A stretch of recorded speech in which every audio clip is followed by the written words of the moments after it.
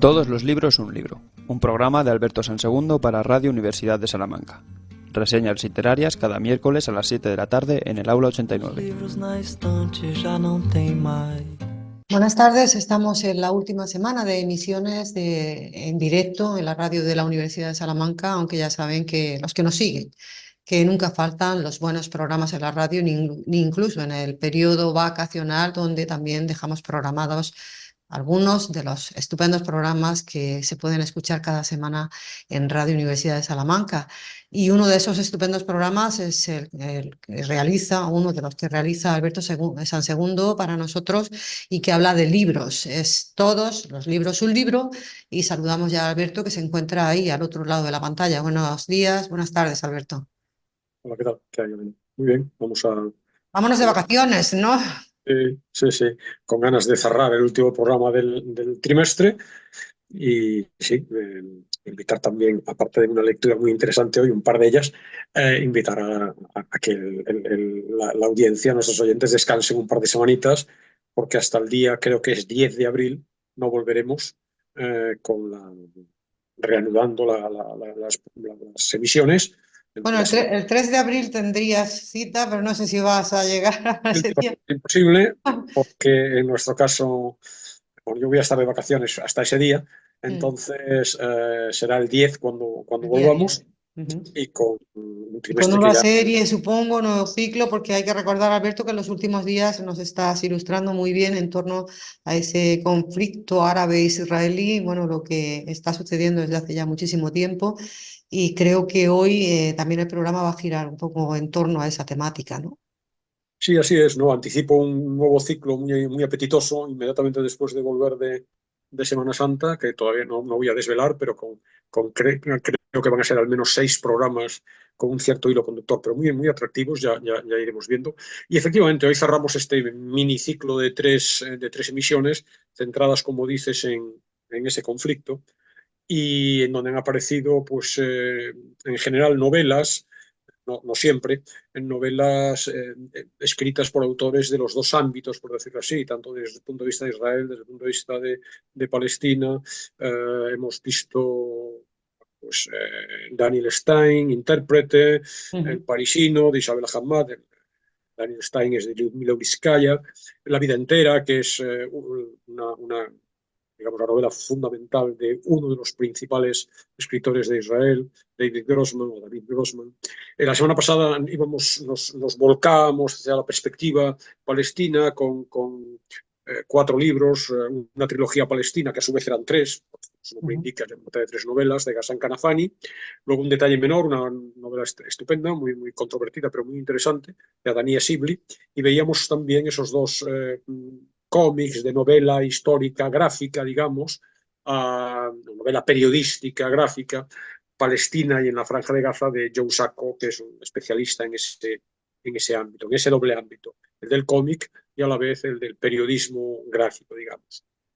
En el caso de hoy, volvemos a Israel con dos novelas, una doble perspectiva, pero bueno, desde el punto de vista de 2 autores muy representativos, junto a David Grossman, constituyen la trilogía fundamental de la literatura hebrea en la actualidad, pero que yo creo que son bastante, digamos, equilibrados. Su postura es más bien, no es en ningún caso demasiado combativa, demasiado beligerante hacia un lado, sino que tienen una visión ecuánime en la medida en que se puede tener de este asunto, ¿no? Son obras ya antiguas, pero extraordinariamente vigentes. La primera, El señor Mani, de Ibrahim B. Yehoshua, es de 1989, ahora presentaré el libro formalmente. La segunda, que es un clásico, Una historia de amor y oscuridad, probablemente el título más destacado no sé cómo se pronuncia, he oído pronunciaciones diferentes, yo diría Amos, Oz, pero he oído Amos, he oído Amos, Amos, Oz. Esta es la obra más conocida, una historia de amor y oscuridad, la historia más conocida, perdón, la novela más popular. Bueno, y bastante popular también, yo creo que también en nuestro país. Amos Oz es bastante conocido, de hecho fue premio Princesa de Asturias, ¿no? No hace demasiados años. Hace unos años, sí. La editorial Siruela ha traducido infinidad de novelas, de obras en general, no solo novelas, habrá que ver si la de hoy lo es o no, ahora aclararemos en su momento, de su muy vasta producción, ¿no?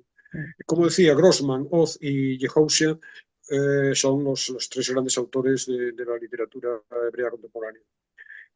Como he hecho en los programas anteriores de la serie, y antes de adentrarme en el comentario de los libros, sí quiero hacer un par de reflexiones acerca del conflicto en general y de la situación de todos los libros, un libro con respecto a ese conflicto, ¿no? Recuerda, lo hemos dicho, lo sabes de sobra, pero bueno, en este caso subrayo lo que ya hemos comentado semanas atrás, ¿no? Esto es un programa de libros, no es un programa de opinión, ni de plantear ideas, digamos, ideas sobre el mundo, sobre la realidad, ni pronunciamientos, ¿no? Y mucho menos sobre un asunto tan complicado, ¿no? Con tantas aristas, tantas facetas, tantos antecedentes históricos, tantas versiones distintas, porque hay muchos grupos étnicos, religiosos, culturales implicados, muchas interpretaciones, muchas justificaciones, por supuesto muchos agravios, muchos sufrimientos por parte de ambos bandos, ¿no? Por lo tanto, ni todos los libros, un libro es un programa de política internacional, ni un programa en donde se plasmen planteamientos ideológicos, es inevitable, uno deja, quiera o no, yo no quiero, pero en cualquier caso, quiera o no, deja su visión del mundo y de manera implícita, ¿no? Pero no es el planteamiento. En cualquier caso, sí que he hecho en los dos programas anteriores algunas reflexiones acerca de, bueno, este conflicto que hunde sus raíces en siglos atrás, ¿no? Un par de esas reflexiones son, la primera es que el acercamiento que hacemos es el que podemos hacer, el de la literatura, ¿no? Y la literatura es muy interesante porque lo que presenta son personas, ¿no? Normalmente historias de gentes, ¿no? En donde se nos cuentan experiencias de individuos, de lugares, que a pesar de que sean creaciones ficticias, bueno, están lo suficientemente arraigados en las realidades que describen como para ser valiosos, ¿no? Y valiosos sobre todo sin apriorismos, ¿no? Sin un enfoque, sin un mensaje ideológico. Que cada uno piense por su cuenta, vamos a dar argumentos, no razones en este caso, no argumentaciones racionales, sino que vamos a presentar vidas de personas a través de dos novelas magníficas en donde se nos cuentan, entre otras muchas cosas, emociones, sentimientos, anhelos, pesares, ilusiones, sentimientos, también por supuesto reivindicaciones, también ansias de venganza, también dolor, también padecimientos, ¿no? Pero de personas que precisamente por el talento de sus autores, de los creadores, son personas verosímiles, palpitantes, que transmiten vida y por tanto permiten acercarnos al fenómeno que estudiamos, acercarnos de una manera distinta, no con la argumentación de un ensayo político, ideológico, etcétera, pero que también nos permite formar criterio, ¿no? Sobre todo como era mi pretensión a lo largo de 3 programas, ir mostrando una decena de libros con enfoques muy diferentes para que el oyente, el lector, pueda formar criterio. Y luego la segunda cuestión preliminar, que también ha salido en estos programas anteriores, era que desde el punto de vista sí de las ideas ya, yo quiero adelantar, pero a través de las voces de otros, lo he hecho en programas anteriores, cuál sería más o menos mi planteamiento, muy neutro, muy abstracto, con respecto a esta cuestión. Si recuerdas, en los 2 programas anteriores de esta serie he empezado la reseña con citas de artículos periodísticos de autores como Arcadi Espada, Piedad Bonet, Colum McCann, Amanda Maury en semanas anteriores. Hoy traigo también 3 de estas referencias. La primera es de Irene Vallejo, la ya hoy extraordinariamente popular y difundida escritora aragonesa, con su Infinito en un junco ha traducido a decenas de idiomas, muy popular en todo el mundo. Fíjate qué persona tan joven, Alberto, y cómo ha conseguido el éxito en un sector en que es difícil, ¿no? Que alguien tenga éxito y que sea conocido y que sea popular y respetado. Claro, porque fundamentalmente, más allá de la juventud, que efectivamente es resaltable, lo que llama la atención es su talento, ¿no? Su mucho conocimiento, es muy sabia, muy inteligente y además, bueno, su enfoque es muy singular, el enfoque del libro, el libro es magnífico, lo traje aquí ya hace años y lo recomiendo de paso, ¿no? Bueno, pues Irene Vallejo, el 3 de diciembre del año pasado, del 23, en El País Semanal publicó un artículo titulado Los ojos del enemigo, del que entre sacado un fragmento, en el blog se va a poder leer con más detenimiento, pero aquí lo quiero leer yo con también subrayar un párrafo que me parece muy interesante. No está aplicado en principio de manera directa, expresa a la situación de Israel y Hamas o Israel y Palestina, ¿no? Pero sí que es aplicable claramente. En momentos de dilemas y conflictos, no hay ejercicio más difícil y quizás más esencialmente humano que preguntarse por las razones y emociones del adversario. Reconocer que la línea divisoria entre barbarie y civilización no es una frontera territorial, sino un trazo ético oscilante dentro de cada país, de cada grupo, de cada individuo. Rebatir el especismo de la aparente unanimidad. Engañados por esa falacia, contemplamos a los desconocidos, enemigos o extranjeros, como grupos monolíticos con posiciones hostiles nítidas.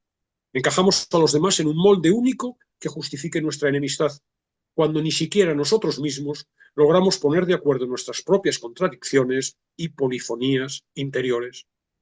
Quizás convivir exija atrevernos a descubrir un territorio nuevo, el rostro de quienes no son nosotros. Bueno, me parece muy interesante en ese sentido de ponernos en la mentalidad del otro, intentar comprender las razones del otro, no partir de apriorismos rígidos, cerrados, dogmáticos, autoritarios, impositivos, sino que por lo contrario, escuchemos la voz de otro. Esa es la literatura, otras voces. Desde un enfoque parecido, con un planteamiento similar a este de Irene Vallejo y por supuesto al mío propio, la escritora portuguesa Lídia Jorge, en una tribuna en El País también, el 28 de enero de este año, hace un par de meses, ni eso, bajo la rúbrica de visita en casa ajena, glosaba unas palabras de uno de los invitados de esta tarde, Amos Oz, y lo hacía de esta manera. Refiriéndose a él, dice: fue la primera vez que oí decir a alguien que el conflicto era tan difícil de resolver porque era una disputa entre unos que tenían razón y otros que tenían razón. Entre unos que estaban equivocados y otros que lo estaban también. Entre unos que tenían derecho a algo y otros a quienes también les asistía ese derecho. Por primera vez oí decir a alguien que se acordaba de que los campos cercanos al castillo de Jerusalén pertenecían a los palestinos. Por primera vez oí pronunciar la aserción, acuñada por el propio Amos Oz, de que era necesario hacer la paz, no el amor, y explicar el significado de una frase que solo en apariencia es una paradoja. Fue la primera vez que oí que se culpaba a Europa no por interpretar la creación del Estado de Israel como muestra de enmarañados remordimientos, sino por el hecho de que los europeos se comportaran como fanáticos, apoyando a unos como los buenos frente a otros, los malos, sin comprender que su papel, a causa de la culpa que los persigue, es el de contribuir a un compromiso entre dos pueblos destinados a entenderse, de modo que ambos pierdan y ambos ganen. Y esta tercera cita preliminar a mi comentario sobre las novelas es también de Amos Oz.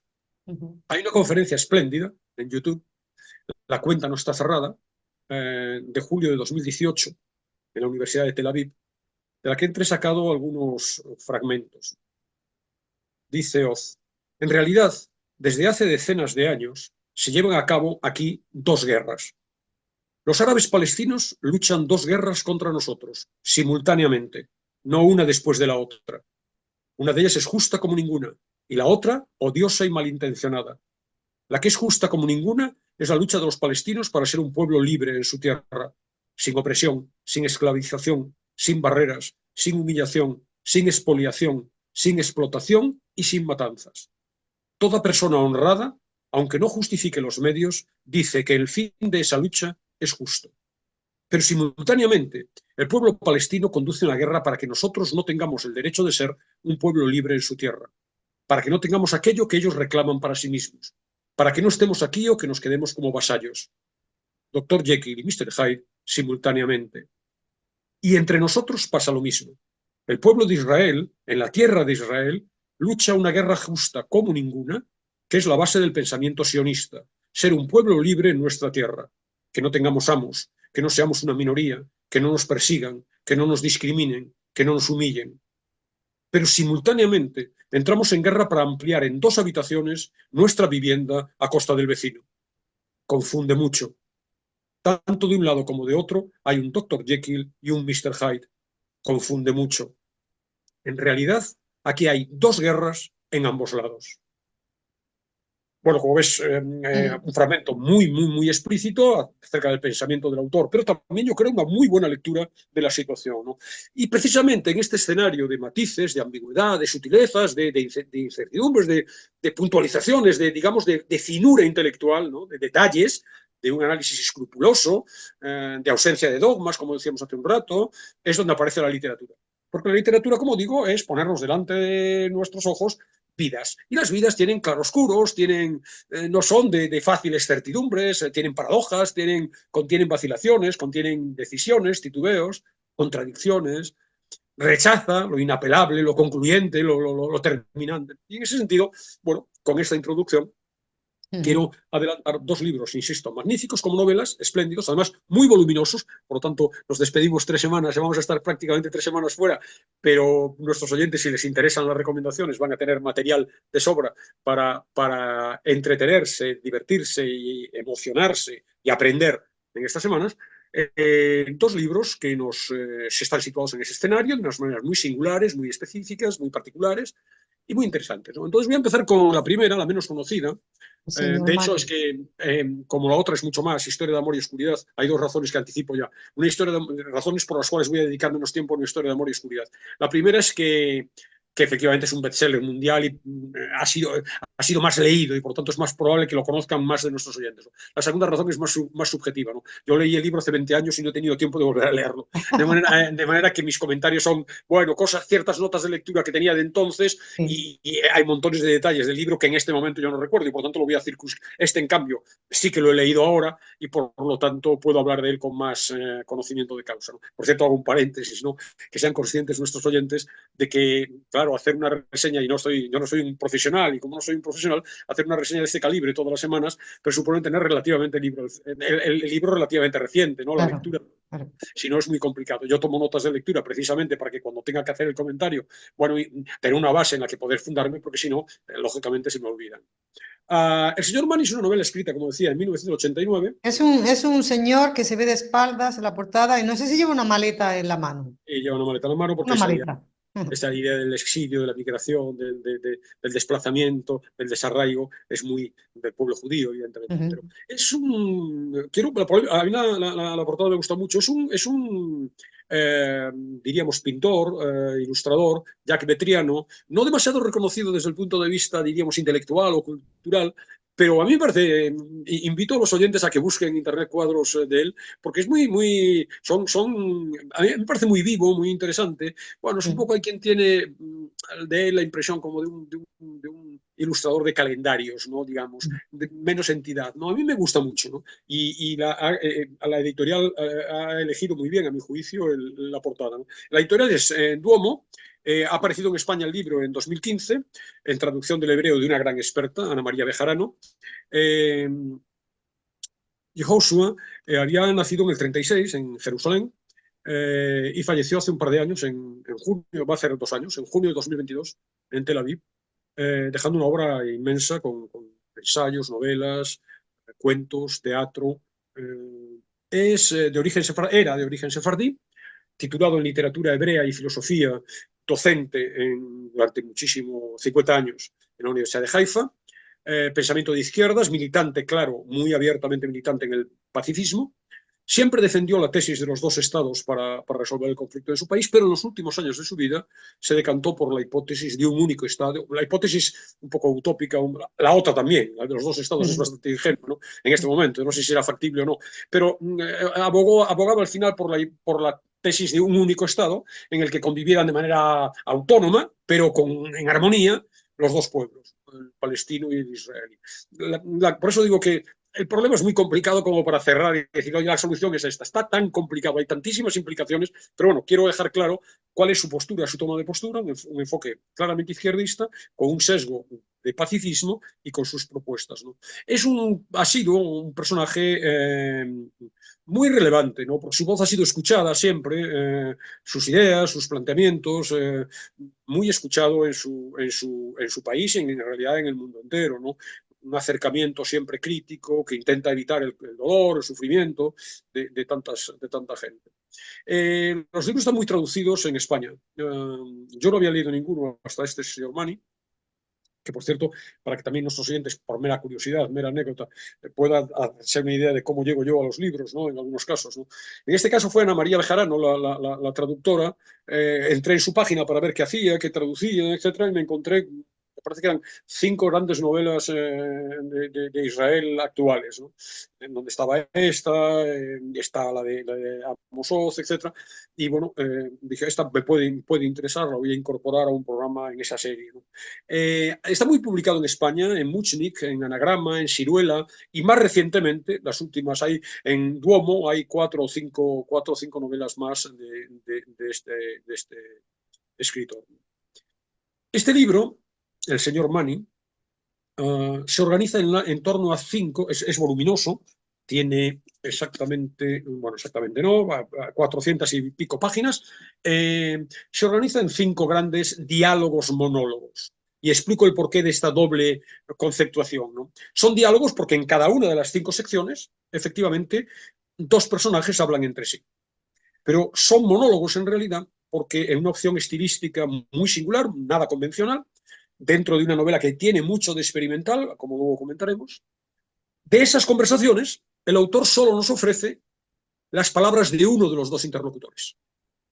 Lo que ocurre es que esas palabras se presentan con incisos, con apostillas, con réplicas, con puntualizaciones, que le permiten al lector, evidentemente, presuponer cuál es la otra voz, qué es lo que dice la otra voz que propicia el diálogo. Entonces, bueno, aquí hay un primer elemento, como digo, experimental, muy interesante, muy curioso. Puede pensar alguien contado así, oye, pues entonces no me voy a enterar, ¿no? Me estoy contando, solamente oigo a una de las voces, pero es muy claro, ¿no? Porque, insisto, el párrafo puede empezar con una apostilla que hace el hablante que nos permite saber qué es lo que ha comentado o ha preguntado el interlocutor. Entonces, bueno, hay más cosas de este estilo sorprendente, ¿no? Cada una de los 5 ejes, que como digo son 5 diálogos, monólogos, se abre con una especie de prólogo que se titula Los interlocutores, en donde nos presentan una especie de nota, el autor nos presenta una especie de nota biográfica de cada uno de los 2 personajes que van a protagonizar el capítulo. Entonces ahí se nos cuenta el lugar, la fecha de la conversación, y luego la biografía, algún rasgo de personalidad de cada uno de los hablantes. No son notas escuetas, pueden ocupar esta presentación de cada uno de los 2 personajes, de cada capítulo, pueden ocupar 6, 8, 10 páginas en cada caso. Y no se olvide que no son 2 personajes reales, son ficticios. Por lo tanto, se nos cuenta la biografía de 2 personajes ficticios. También como singular, y tiene que ver con la estructura, la particular estructura del libro, en cada uno de los 5 ejes hay un apéndice que se llama apéndices biográficos, una especie de epílogo, que nos va a contar la evolución de los personajes, su trayectoria biográfica posterior, su destino, podríamos decir así, después del momento en el que se ha producido la conversación que constituye el núcleo central de cada uno de los apartados. De manera que, en cierto modo, cada uno de los 5 ejes nos cuenta una secuencia del antes, el durante y el después de los personajes. Otro juego no convencional es que estos personajes, que ahora diré quiénes son, se nos presentan en un orden cronológico inverso, de lo más reciente a lo más antiguo. De tal manera que las conversaciones se fechan entre el 31 de diciembre del 82, la más reciente, y la más antigua en octubre de 1800, perdón, en diciembre, 12 de diciembre de 1848. Estamos hablando prácticamente, por tanto, de un siglo y medio. Por el medio hay calas en agosto del 44, abril del 1918 y octubre de 1891. Otra peculiaridad llamativa que puede provocar en el lector alguna confusión ligera, se solventa rápido, es que el señor Manny, que titula la novela, tiene presencia en los 5 capítulos, diferentes señores Manny, por supuesto, porque son fechas muy distintas, pero no de manera principal, de manera lateral, tangencial. No es el personaje. Ninguno de los interlocutores es el señor Manny. Son personas que hablan de otras cosas, ahora veremos cuáles y por qué, y en el curso de sus conversaciones aflora un señor Manny. Y eso es lo que puede confundir al lector en algunos casos, porque no ve la conexión, no ve qué relación hay entre el señor Manny primero y el que aparece en el segundo eje, sobre todo porque los separan a lo mejor 40 años de un capítulo a otro. Salvo en el último de los diálogos, sí que aparece, bueno, el señor Manny como protagonista central. De este modo tan singular, tan peculiar, ¿no? Se nos cuentan 6 generaciones de la familia Manny de una manera parcial, fragmentaria, incompleta, con una mirada, como digo, tangencial, indirecta, hecha a partir de retazos. Podríamos contar, si lo quisiera contar de otra manera, una saga familiar convencional, empezando por el pasado y llegando hasta un presente más o menos actual, pero no ese es el planteamiento. Y este juego de un poco de rompecabezas que el lector debe ir completando, a mí me parece muy estimulante, muy sugestivo, pero entiendo que yo mismo también, y por tanto anticipo, a lo mejor el lector puede haber momentos que no entienda del todo el juego. Si a eso le añadimos que hay una clave final que explica cosas que quedan en el aire y que por supuesto no voy a desvelar, y a la que solo se llega después de haber leído las últimas páginas del libro, pues por lo tanto, insisto, aviso para navegantes, que sepa el lector que va a estar, hay un punto que hasta podríamos decir es exagerado, pero podríamos decir como de thriller, ¿no? Aquí falta algo, ¿no? Aquí hay algo Suspense. Tiene claro, no es suspense durante exactamente. todo el tiempo en que se está leyendo. Y son palabras demasiado intensas, ¿no? Suspense o thriller no es exactamente así, pero bueno, sí que quedan cosas por encajar. Parece que siempre falta alguna pieza del rompecabezas que hay que encajar. Entonces, bueno, no hay un argumento común a las 5 historias. Lo único que hay es la presencia del señor Manny, cuyo árbol genealógico, de manera inversa, va poco a poco desvelando sus ramas. Y en el curso de estas historias, que ahora detallaré, aparecen pues, los temas interesantes del libro, ¿no? La herencia, los vínculos entre generaciones, la familia, el amor, la lealtad, la traición y la reconciliación. Por supuesto, claro, lo específico relacionado con Israel, la identidad, el judaísmo, las persecuciones y la errancia.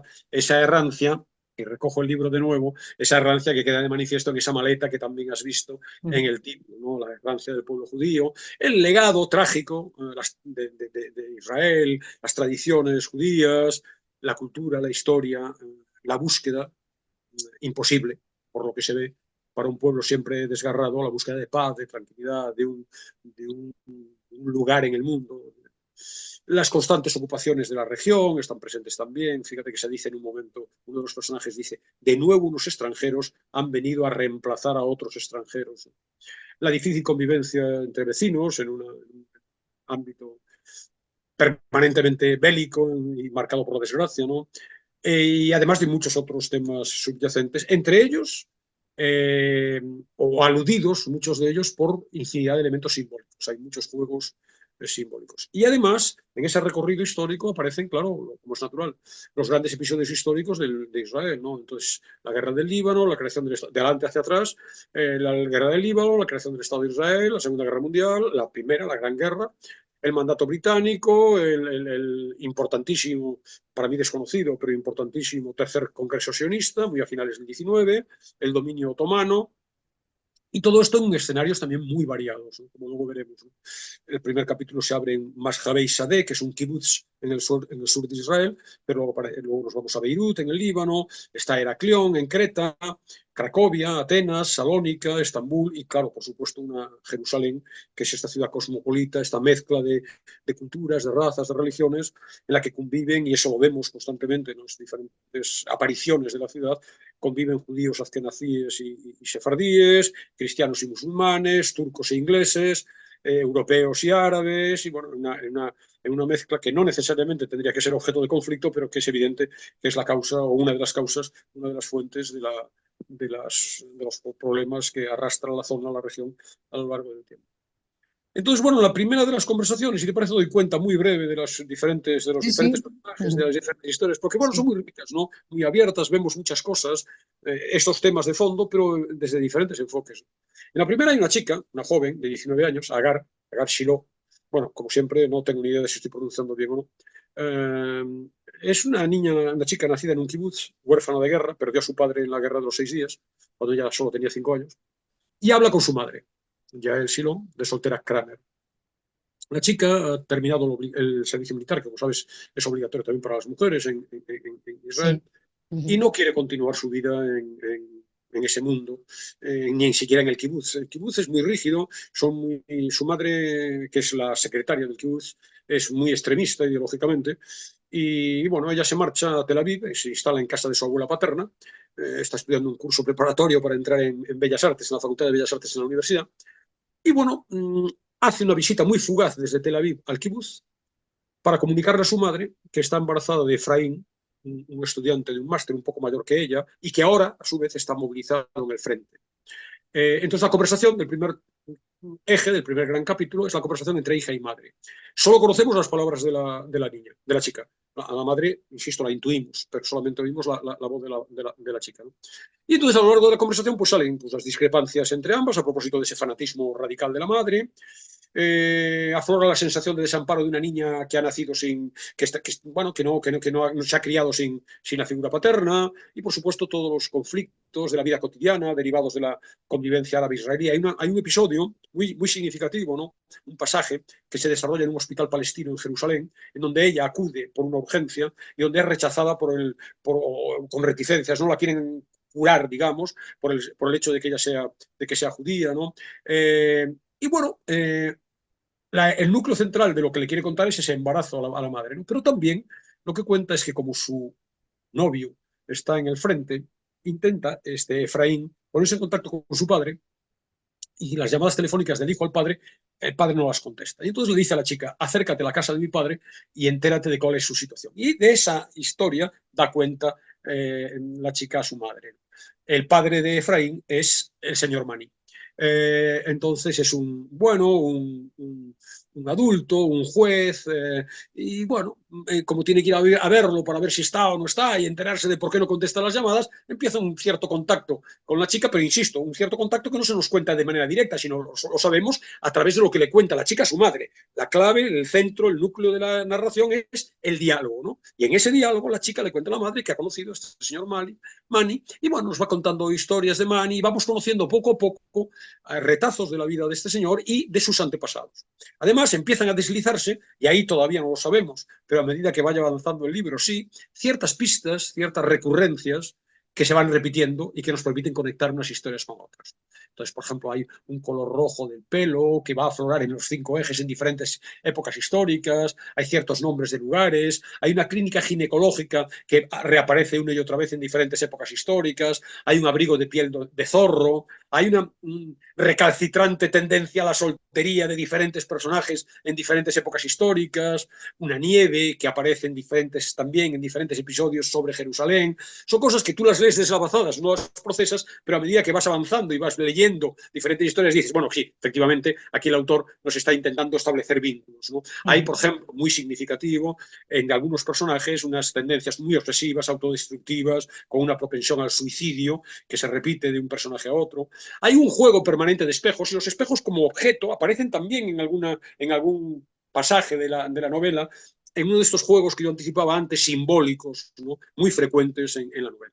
El segundo diálogo ya está fechado en agosto del 44 y ya estamos en la Segunda Guerra Mundial. Estamos en Creta, en Heraclión, muy cerca del palacio del legendario laberinto de Nosos, y ahí conocemos a un chico, también joven, 22 años, un soldado alemán, Egon Brunner, que hijo de un almirante, un héroe, un personaje conocido en la Alemania de la Primera Guerra, un alto mando militar en la Primera Guerra Mundial.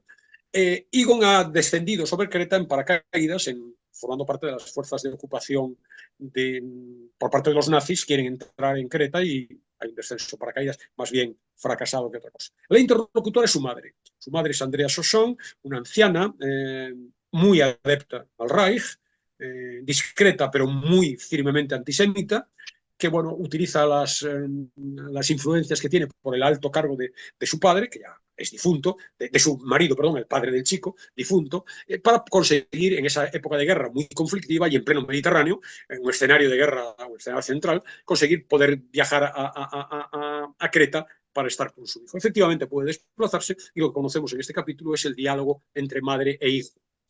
Solo escuchamos a voz del hijo. La madre aparece como interlocutora, pero no la vemos. Y entonces, bueno, aquí tenemos, pues bueno, la propia peripecia, historias, en definitiva, historias, pero con un entorno, con un contexto, con un marco que es interesante, ¿no? Las peripecias militares del chico, su plácida vida, relativamente plácida vida en Creta, es un ocupante, pero en ese momento ya todo el mundo da a Alemania por perdida en la guerra, por derrotada en la guerra, y por tanto no es demasiado invasiva su presencia.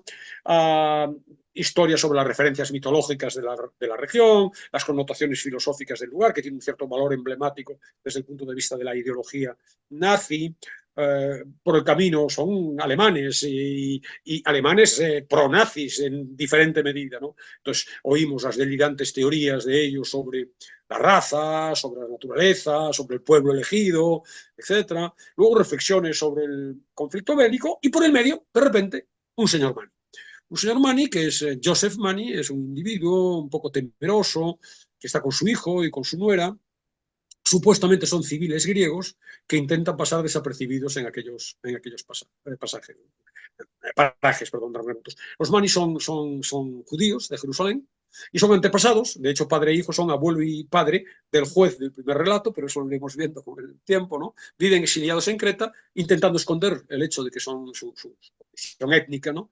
Y escapar de la persecución nazi. Esa persecución nazi va a caer sobre ellos en la figura de este joven e inexperto paracaidista Porque Bruno. al final son muchas historias, Alberto. Me contabas que son 5 historias, pero al final son muchas historias, ¿no? Son muchas, muchas más, ¿no? Claro, También fíjate que la de esa incluso, familia Mani, ¿no? Que, claro. Por eso es muy interesante desde el punto de vista meramente literario. Uno se embebe en las historias diferentes, ¿no? Pero es que además, el solo hecho de que sean tantísimos, un marco temporal tan amplio, 150 años, tantos diferentes lugares, ¿no? Nos permite, claro, abrir la narración. Es una novela formidable, ¿no? Abrir la narración a muchísimos hilos. Es muy atractiva, ¿no? Muy interesante. De paso, ahí la encajo, ¿no? La encajo en esta serie de Israel-Palestina. De paso, lógicamente, el marco es el marco del pueblo judío y su conflicto y la llegada a Israel, etcétera. Pero en realidad es una historia literaria extraordinaria. Fíjate que es un nuevo escenario. La tercera historia, esta de este Joseph Mani, que aparece en la segunda, se nos cuenta ahora en Jerusalén en abril de 1918. Y ahí tenemos un teniente, Ivor Stephen Horowitz, que es un judío de Manchester, con ascendencia rusa, que interrumpe sus estudios de Derecho en Cambridge, movilizado en la Primera Guerra Mundial, y después de diferentes destinos militares, obtiene destino en Oriente Medio, primero en Egipto y luego en Palestina. En Jerusalén se encarga, con ese conocimiento, no ha terminado Derecho, pero con su conocimiento incipiente de Derecho, se le encarga dentro del ejército investigar un caso de espionaje protagonizado por otro señor Mani.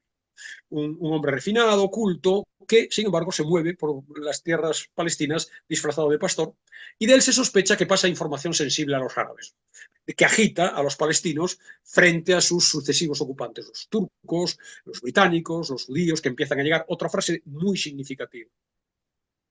Se habla de este señor Mani, que le contaba a sus conciudadanos, les decía que eran como la plaga de la langosta que está en el desierto y de repente cae sobre los campos. Esa es la visión de los colonos israelíes judíos llegando a Israel y ocupando las tierras de los palestinos.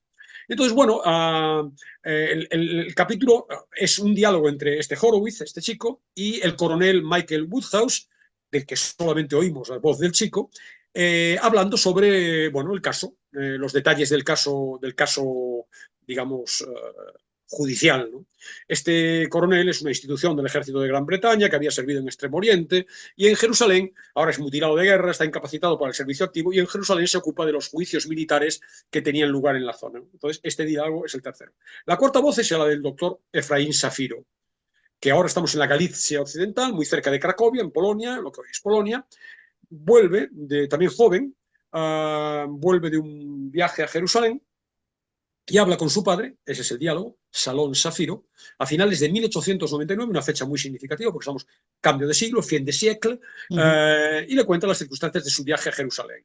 Efraín tiene 29 años, es un chico, un hombre un tanto peculiar, es médico, pero es un muchacho solitario, soltero, tímido, melancólico, vive con sus padres en la casa paterna que no ha abandonado nunca, salvo para ahora, para estudiar, claro, pero ahora para una muy fugaz visita en Basilea, donde se está celebrando el tercer Congreso Sionista.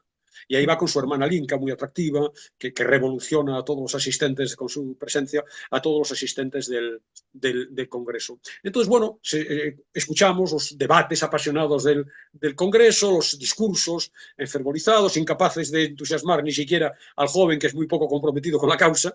Entonces, bueno, ambos hermanos en ese Congreso conocen a Moshe Mani, que es un ginecólogo de Jerusalén, que ha viajado a Europa para conseguir fondos para su clínica, o para ampliar una clínica que había abierto en en Jerusalén unos pocos meses antes. Bueno, la atracción de la chica, del Inca, bueno, y viendo en la condición de médico de Efraín un personaje que le puede ayudar a sus propósitos, los convence, los invita a que se vayan a Jerusalén para que lo acompañen y bueno, cambien sus planes. Entonces, bueno, el relato con el padre, cuando ya vuelve, le cuenta al padre Efraín, le cuenta las interioridades del Congreso, el contacto con antiguos amigos de su padre, el éxito entre los hombres de la muchacha, y luego, claro, está la aparición de Mani y la breve estancia posterior en Palestina.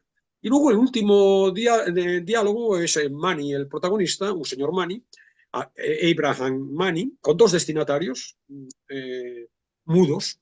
La primera producción estilística, en ese diálogo no se nos proporciona más que una voz, Flora Hadaya, y el otro interlocutor tiene una enfermedad que lo tiene paralizado y en estado casi vegetativo y por tanto no puede hablar, el rabí, cuyo nombre no sé si me voy a atrever, pero bueno, Sabetai Hanania Hadaya, que es el esposo muy anciano, casi 4 décadas mayor que ella, de Flora.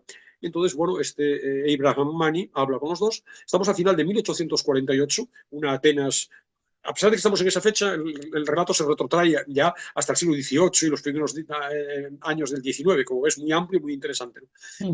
Una Atenas ya es independiente, pero bueno, todavía tenemos los restos del declive del Imperio Otomano, la rebelión del pueblo griego frente a los gobernantes turcos, ¿no? Y bueno, aquí hay una historia, la de Abraham, llena de peripecias, de conflictos familiares, de amores apasionados, de enigmas muy sorprendentes que no puedo revelar porque estamos al final de la historia y esto es lo que va a engarzar todo. Bueno, partiendo incluso del patriarca del clan, un tal Eliyahu Mani, proveedor de forraje de la caballería de los genízaros del ejército turco, que viaja por Europa en la época de la Revolución Francesa y luego de Napoleón. Como ves, se abre todo a una infinidad de referencias, y en ese capítulo acaban por cerrarse y descubrirse todas las claves mitológicas, bíblicas, religiosas, psicológicas, culturales, que mueven a los diferentes personajes y que operan como metáfora de ese sentimiento trágico, de culpa, que acompaña al pueblo israelí a lo largo de toda su historia, ¿no? Bueno, una novela formidable. Muy interesante, desde luego muy interesante. Nos planteas, al menos así, ¿no? Que parece que tiene muchísimo interés en muchas épocas diferentes, personajes diferentes y muchos acercamientos, ¿no? A muy diferentes realidades, ¿no? Para al final parece confluir, ¿no? En mostrar, pues esa naturaleza o ese destino que parece que tiene el pueblo judío, ¿no? A lo largo de todo ese tiempo. Esa marca, ¿no? Esa marca que parece que los condena o por lo menos los significa, ¿no? Y se repite a lo largo del tiempo. Pero luego además esta vertiente literaria, son 5 historias distintas, conectadas evidentemente, con tenues, luego no tan tenues, luego parecen más ostensibles, una vez leída toda parece más ostensibles, ¿no? Pero por tenues hilos, pero que en definitiva son historias distintas, de personajes diferentes, por lo tanto es como si fueran 5 novelas en una, digamos, ¿no? Exagerando. Bueno, insisto, ya sin tiempo y sobre todo por una opción personal, porque mi memoria aquí flaquea. Este es un libro extraordinariamente voluminoso también, casi 650 páginas, ¿no? Una historia de amor y oscuridad cuya portada ya es muy significativa, No ¿no? sé si es Amos Oz, el niño. Sí, esa familia, claro, esa familia. Sí, sí. Esto, por eso decía antes, que ¿esto qué es? ¿Es una novela? Bueno, sí, es una novela. Es una novela, pero realmente autobiográfica y por tanto puede ser una biografía personal, ¿no? Y es también un ensayo y también es una lección de historia, ¿no? De manera que también muy, muy atractivo. Un clásico, traducción a una treintena de idiomas, una referencia indispensable en el momento actual para comprender lo que está pasando, ¿no? Quizás la oscuridad también, el título, La oscuridad por el triste destino de su madre, ¿no? Porque... Claro. Claro, efectivamente, ¿no? El juego, este es digamos, el juego metafórico central del libro, ya está en el título. Ese dualismo que se repite en muchos frentes a lo largo de sus páginas, el dualismo entre el amor, el brillo, la luz, el futuro, el optimismo, la ilusión, la esperanza, y por otro lado la oscuridad, que tiene muchas manifestaciones. La oscuridad es el conflicto, claro, la oscuridad es obviamente, insisto, esta vertiente de sufrimiento, de dolor, de dramatismo, de la historia de los judíos tras el holocausto, etcétera, pero es también, claro, la circunstancia personal de una madre que se suicida y que marca indeleblemente, una madre que está muy unida a su hijo y viceversa, y que marca la vida pues toda su vida, porque tenía él 12 años, creo, en ese momento. niño. Sí. Entonces, bueno, el libro está traducido en España desde que apareció por primera vez, a poco de aparecer en su país, es de 2004, tiene 20 años ya. Publicado en Siruela, que también tiene una extraordinaria muestra, amplísima, yo creo que probablemente una decena de libros de Amos Oz traducidos. La traducción es de Raquel García Lozano, E insisto, yo lo leí en su momento cuando salió bueno, a pesar de que tengo alguna nota, yo ahora soy muy exhaustivo en mis notas. Alberto, no sé si no sé, él originalmente escribía en hebreo o escribía en Sí, inglés. En no, hebreo, ¿no? sí, sí, escribía en hebreo. Sí, no, decía a propósito de mi frágil memoria. Yo ahora ya soy muy exhaustivo y hago notas de lectura. A lo mejor mientras voy a leer un libro ya me estoy haciendo, sin exagerar, en algunos casos puedo tener 100 notas de lectura, ¿no? Entonces, no, hace 20 años, pues, a lo mejor no sé cuánto tengo de esto, 8 o 10 grandes notas, ¿no? Grandes ejes, grandes ideas, ¿no? Pero bueno, no me da para entrar en demasiados detalles, ¿no? Bueno, es una biografía, autobiografía novelada de este escritor israelí, nacido en Jerusalén en el 39, pero nacido como Amos Klausner. Él cambió su apellido, decidió dejar atrás su pasado y en un párrafo del libro nos lo dice. A los 14 años y medio, unos 2 años después de la muerte de mi madre, y hago el inciso, es un suicidio que marca la vida de ambos. Leo otro párrafo, un inciso dentro del inciso. Mi madre puso fin a su vida en la casa de su hermana, en la calle Ben Yehuda de Tel Aviv, la noche entre el sábado y el domingo del 6 de enero de 1952. Esto lo escribe en el último capítulo del libro. Bueno, en definitiva, a los 14 años y medio, unos 2 años después de la muerte de mi madre, maté a mi padre y maté a toda Jerusalén. Asesinatos obviamente metafóricos, ¿no? Me cambié el apellido y me fui solo al kibbutz Hulda para vivir allí sobre las ruinas. Ese kibbutz tiene un peso interesante, importante en la novela. Oz era profesor de literatura, autor de varias decenas de obras, novelas, cuentos, artículos, ensayos. Ganó los más prestigiosos, siempre fue un eterno candidato al Nobel en su vida. Ganó efectivamente, como decías, el premio Princesa de Asturias, príncipe entonces, en el No, era, 2017. creo que era princesa ya, Alberto. En 2017 ya era princesa. 2007 creo que era princesa de Asturias ya, creo. Bueno, en cualquier caso da igual. Ganó ese premio y murió en 2018 en Tel Aviv. Un intelectual, una figura significativa, un intelectual libre, comprometido desde una postura también abiertamente izquierdista, pero comprometido con la causa de su pueblo, pero ecuánime, independiente, defendiendo su postura con lucidez, con valentía, con independencia de criterio, indiferente a las críticas que le surgían constantemente de uno y otro lado de las partes en conflicto, como puede deducirse del párrafo que leí al empezar, ¿no? O no le duelen prendas a la hora de decir lo que piensa, más allá de que genere animadversión incluso entre quienes se supone que deberían ser de su propio bando. El libro narra la infancia y la adolescencia del muchacho, primero en Jerusalén y luego en Tel Aviv, en un relato también interesante desde el punto de vista estrictamente literario, porque hay juegos atractivos, ¿no? Por ejemplo, se difuminan los límites temporales. La historia va de adelante para atrás constantemente y nos cuenta los acontecimientos desde diferentes perspectivas temporales. La voz narrativa es la primera persona del propio escritor, y nos cuentan 4 generaciones de la familia, los Klausner, que de esa manera atraviesan el siglo XX con un trasfondo en el que aparece, pues lógicamente, todo el siglo XX. Persecuciones nazis, el nacimiento del Estado de Israel, enfrentamientos entre palestinos y judíos, en episodios, estos últimos, desgraciadamente muy extrapolables a lo que ocurre en este momento. El hecho de que la estructura de la novela no sea lineal y además también de que se entrelacen de una manera muy bien hecha, ¿no?, la historia personal y familiar con la historia colectiva, hacen que el libro puede resultar, y también esto funciona un poco como aviso, puede resultar complejo, ¿no?, denso en algún caso, las más de 600 páginas, porque todo se entrelaza, hay además, desde un punto de vista más concreto, ¿no?, más trivial, ¿no?, infinidad de nombres, uno acaba perdiéndose con tantos antepasados, acaba uno, bueno, no sabiendo exactamente quién es cada uno. Esa interconexión entre pasado y presente, entre los hechos personales y los acontecimientos históricos, las muchas líneas narrativas también en las que se desarrolla el relato, distintos estilos, diferentes técnicas literarias, hace que, insisto, a veces pueda parecer un poco denso, aunque, bueno, el talento del autor permite que todo surja, se lea jugando en esos 2 planos, ¿no?, te toque desde el punto de vista emotivo, íntimo, pero también tenga un alcance universal, en que sea una reflexión de experiencias que son extrapolables. Entonces, bueno, algunos de esos ejes llamativos está dentro del ámbito doméstico y familiar, la precisión de los detalles, se nos cuenta con todo lujo de muebles, circunstancias concretas, la atmósfera del hogar, la caracterización física del domicilio familiar, el entorno geográfico, los lugares en los que se desarrolla su vida, las experiencias suyas y las de su familia, de sus amigos y de sus conocidos, ¿no?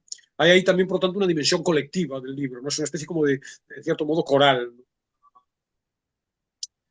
En esta diversidad de voces tenemos a los padres, fundamentalmente, son los personajes centrales, que, como digo, están ya recogidos en la propia fotografía que encabeza, que abre la portada, ¿no? El padre es un bibliotecario de la Biblioteca Nacional, un profesor fracasado, nos lo describe como una especie de intelectual desarraigado y miope a quien no le salía nada a derechas, ¿no? Escribe, fíjate, sobre la novela en la literatura hebrea y sobre la historia de la literatura universal, inmerso profundamente en su amor por la lengua hebrea, por su fervor sionista, un hombre muy culto, pero bueno, muy desaseado, la chaqueta un poco rozada, un poco incapaz o con dificultades para sentarse en el mundo, ¿no? Para moverse en el mundo. Habla muchísimo, su forma, dice o nos insinúa el autor, de enfrentarse, esa logorrea, una forma de enfrentarse a las decepciones y las frustraciones de su vida. La madre es una mujer muy bella, misteriosa, melancólica, reflexiva, muy sensible, muy poética, pero que no es capaz de superar el peso de la infancia y la primera juventud en Rovno. Rovno es un pueblo que hoy es de Ucrania, pero en su momento era de Polonia. Tuvo que huir, luego expulsada de la universidad, luego fue a Praga y en Praga volvió a tener que escapar por el antisemitismo y por las restricciones impuestas a los judíos y la furia, digamos, exterminadora nazi. Y ese pasado, esa huella del pasado, del dolor personal y de su familia, ¿no? Y la vida actual, que bueno, se salvó de milagro en Jerusalén, allí se casó con su marido, saliendo adelante entre una existencia muy pobre. La idea de la pobreza está muy presente, la pobreza de la familia está muy presente a lo largo de todo el relato. Y bueno, una ciudad que busca su identidad bajo el control británico, con la amenaza permanente de los árabes. Una figura muy singular y que con un papel central a lo largo de la historia, porque es una mujer que lucha contra la depresión, contra la enfermedad mental, su batalla contra los fantasmas del pasado, la parte luminosa, más allá de la personalidad, es los intereses intelectuales, su afición por la cultura, por la literatura. Hay fragmentos muy bonitos, ¿no? De las historias que le cuenta a su hijo, ¿no? Que él recuerda y que en cierto modo en cierto modo no, sin duda, son el germen de su futura dedicación a la literatura, ¿no? Historias, se nos dice, pobladas por gigantes, hadas, magos, mujeres de campesinos, hijas de molineros, cabañas perdidas en medio del bosque, ¿no? Todas esas historias narradas por la madre son decisivas, ¿no? Y en el recuerdo del hijo, ¿no? Pero luego hay decenas de personajes, no es una historia familiar y por tanto tenemos un tío abuelo, Joseph Klosner, unas tías muy estrambóticas, Zipora, Haya, Sonia y Grete. Hay una maestra, la entrañable maestra Zelda, de la que nos dice el chico, el niño, irradiaba una especie de halo de autoridad azul ceniza que de inmediato me atrajo hacia ella, que es también, de cierto modo, descubridora del mundo de los libros, aunque su casa está rodeada de libros. Aparecen muchos antepasados exterminados en la Europa central, víctimas del terror nazi. Aparecen compañeros de estudio, los vecinos, los chicos de una pandilla, la mano negra, que no lo tratan muy bien, ¿no? De hecho, no quieren que forme parte del grupo, ¿no? Esos chicos de la mano negra aparecen en un capítulo, el capítulo 33, cuya lectura, muy intensa, muy melancólica, merece comprar el libro. Solo el capítulo 33, ¿no? Luego hay infinidad de, claro, el padre está muy relacionado con el movimiento sionista, ¿no? En torno a él, o él gravita en torno a una pléyade de historiadores, escritores, intelectuales, celebridades, ¿no? Líderes políticos, figuras culturales, representantes de la Gran Bretaña colonial, algunos árabes de clase media, pocos con los que se tratan, refugiados e inmigrantes clandestinos. Hay una infinidad de personajes menores, pero que también le dan profundidad y riqueza al libro. Hay también un pájaro, Elisa. Elisa es un pájaro que está en las ramas de un granado, que está en el patio, y este pájaro le llama Elisa al niño porque recibe todos los días, de manera sistemática y recurrente, recibe la primera luz del día, ¿no? Con un cántico, ¿no? Y el cántico son las 5 primeras notas, al parecer, de Para Elisa, de Beethoven, ¿no? tida, dida, di, se nos transcribe literalmente en el libro, ¿no? Entonces, bueno, hasta en ese sentido, si quieres anecdótico, podemos hablar de otro personaje más, ¿no? En esa maraña de gentes, de nombres que a veces son, como digo, difíciles de desentrañar por el lector, ¿no? Entonces, bueno, más allá de las anécdotas de la familia, más allá de la presentación de los perfiles psicológicos de los personajes, de sus miedos, de sus anhelos, de sus esperanzas y de sus dudas, ahí aparecen asuntos interesantes, la relación materno-filial, la enfermedad mental de Fania, de la madre, la complejidad de las relaciones familiares, el conflicto o tensión entre lo individual y colectivo,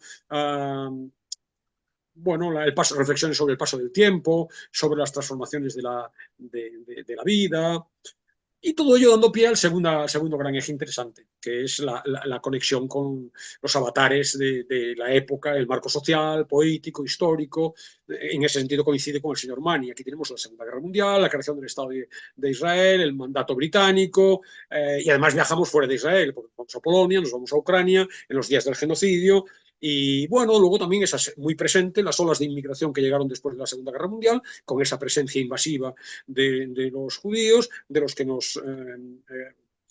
a los que nos acercamos, de los que nos compadecemos por su triste situación que los lleva de desarraigo, de migración, que los lleva a viajar a Israel, pero que a la vez, si lo ves de manera desapasionada, te das cuenta que están llegando de una manera invasiva y están mandando fuera de sus tierras a quien las lleva ocupando muchísimo tiempo, que son los palestinos, que está en esta ambigüedad. La presencia del sionismo, que también tiene un papel. Bueno, y luego está también en un tercer eje un debate filosófico, diríamos, teórico, sobre, diríamos, las diferentes fuerzas, los diferentes argumentos, las diferentes ideas que coexisten con respecto a la creación del Estado de Israel, al papel de Israel en esa zona, contada desde alguien que es judío, es miembro de ese país, pero bueno, que reflexiona con mente abierta sobre el sionismo, el nacionalismo, la persecución y el exterminio y el holocausto, que pareciera ser, digamos, como una especie de excusa que justifica cualquier posible aberración posterior. Como hemos sufrido, por lo tanto, no, como hemos sido víctimas, ni se ocurre decir que ahora somos victimarios, ¿no? Bueno, muchas cuestiones que son muy extrapolables al mundo actual y que son muy interesantes. Y luego está esta línea metafórica de la que hablábamos, que está en el título.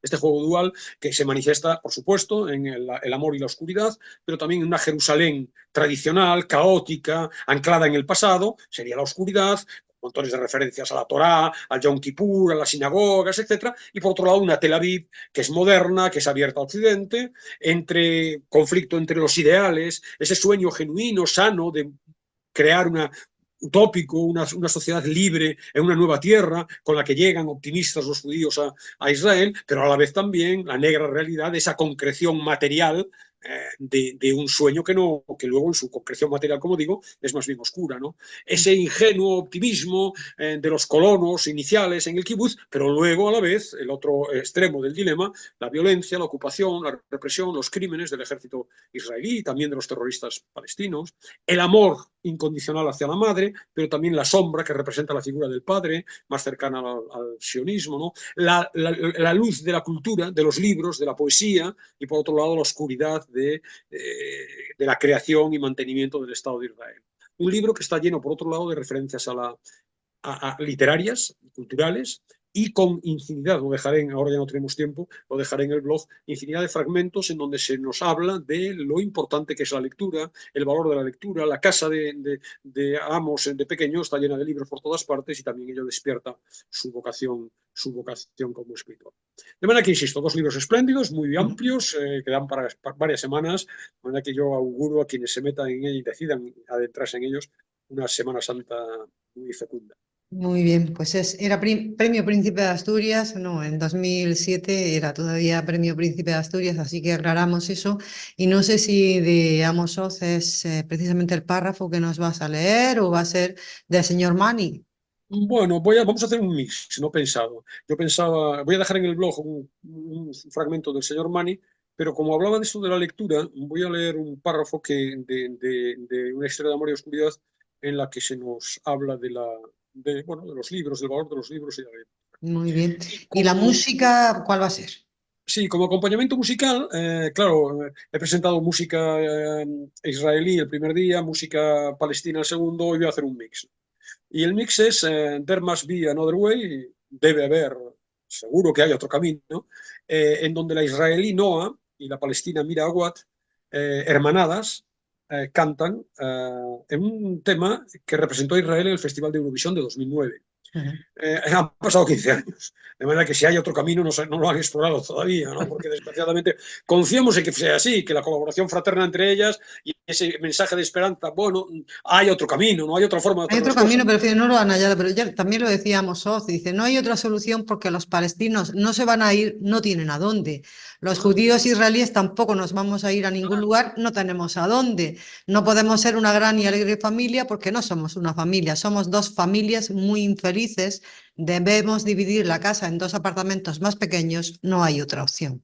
Claro, esa es la idea, ¿no? La idea es de aceptar que no nos vamos a amar, amor y paz. No se te pide que ames a tu enemigo, pero intentar buscar un espacio de encuentro. Bueno, dos estados, un solo estado con autonomía, con dos autonomías. Bueno, no sé cómo se puede hacer. En cualquier caso, en este momento la cosa está tan enconada y además el gobierno de Israel no es precisamente un gobierno que precisamente propicie quizá esa cualquier tipo de solución pacífica en este momento. Quizá de manera legítima, no lo sé, ¿no? Exterminar jamás es un fin noble, sí, pero ayer no, hace 3 días yo leía a Josep Borrell diciendo que en estos meses han muerto más niños en Gaza que en todos los conflictos bélicos que ha habido en el mundo en los últimos 4 años. Entonces, ¿cómo no te vas a conmover frente a esto? ¿Cómo no vas a decir, oye, que esto pare? Luego ya veremos cómo solucionamos, pero que esto pare, ¿no? Bueno, en definitiva, yo soy escéptico. En cualquier caso, la figura de ambas cantantes cantando unidas una canción con un mensaje optimista o esperanzado, pues nos puede,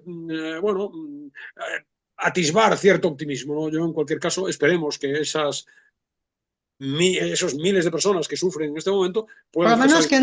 Por lo menos que no decaiga, ¿no? Lo escandalizados que nos sentimos todos ante esa situación. Mientras eso no decaiga, no estaremos conformes con la situación y se tendrán que explorar soluciones. Bueno, pues vamos con el fragmento, Alberto, o los fragmentos. Vamos a leer sobre libros un párrafo de Amos Oz de una historia de amor y oscuridad. Y con ello nos despedimos hasta la vuelta de vacaciones. Muy bien. Una vez, cuando tenía 7 u 8 años, mientras íbamos sentados en la penúltima fila del autobús, de camino a la clínica o a una zapatería infantil, mi madre me dijo que es cierto que los libros pueden cambiar con los años, igual que las personas cambian con el tiempo, pero que la diferencia está en que casi todas las personas al final te abandonan a tu suerte, cuando llega un día en que no obtienen de ti ningún provecho, o ningún placer, o ningún interés, o al menos algún buen sentimiento.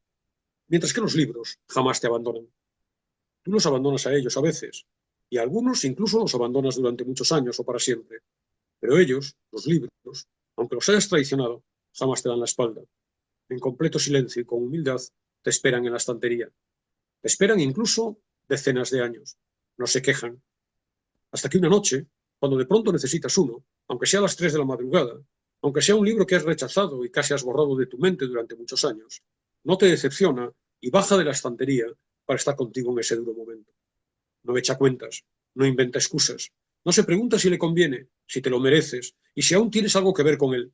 Sencillamente, acude de inmediato cuando se lo pides. No tengo grabación.